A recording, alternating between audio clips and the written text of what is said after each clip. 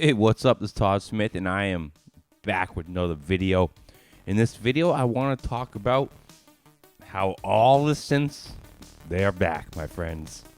I kind of brought everything back into the setup after really focusing on the first 6 tracks of my album, which were, the majority of it was the 707 Juno X. So I really focused on that aspect for the last month or so. And I kind of dragged everything back into the studio today, and everything is wired up and ready to go.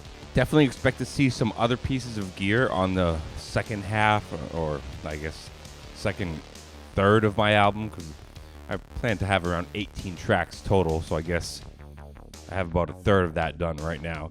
I don't want it all to be treading on the same sound exactly, but I've been really focusing on getting that just traditional, really fast envelope bass that the Cobalt was supplying, style EBM industrial tracks, kind of out of the way first on the album, so I can start focusing on other aspects and other sounds.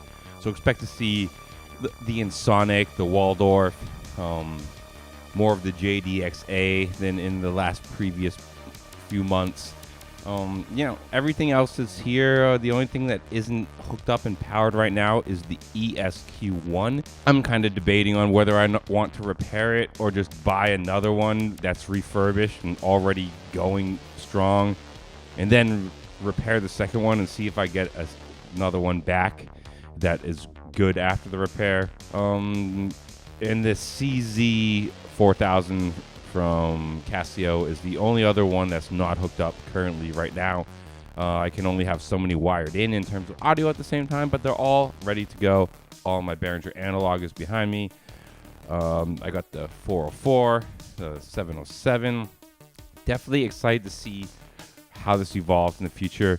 I did have to bring the computer back into the setup because as of yesterday, I started releasing some longer tutorials, and I really spent some good time on the 707 drum kind of beginner tips, and my iPad was working great. I have a really old first gen Pro, and it was working great for my songs, which were generally, a few minutes. A song might be, 4 to 5 minutes in audio that you maybe cut some to make like a 4-minute, 3-minute track or something like that. And it worked fine for that, and I might still use that for my album because I have a lot of VSTs in terms of effects and EQs and things like that I have not invested in the computer yet, and it seems to be able to handle just songs fine.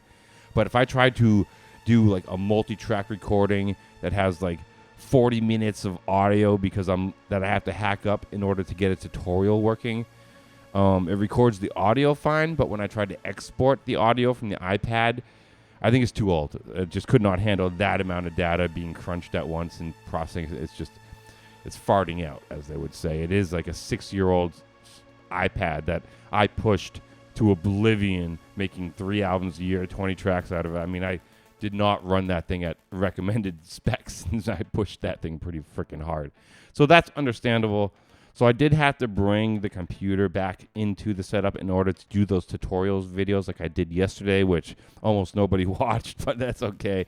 I'm going to definitely keep doing those style videos because I think even though they don't get as much views as me talking about news, the new gear, and the hot topics that everybody else is talking about, I feel that it holds more value to the individual person that actually finds it valuable. And I'm kind of at that stage in my content creation where I want to make more impactful videos that impact the person more. And I don't really care if they're spreading large in the view numbers. You know what I mean?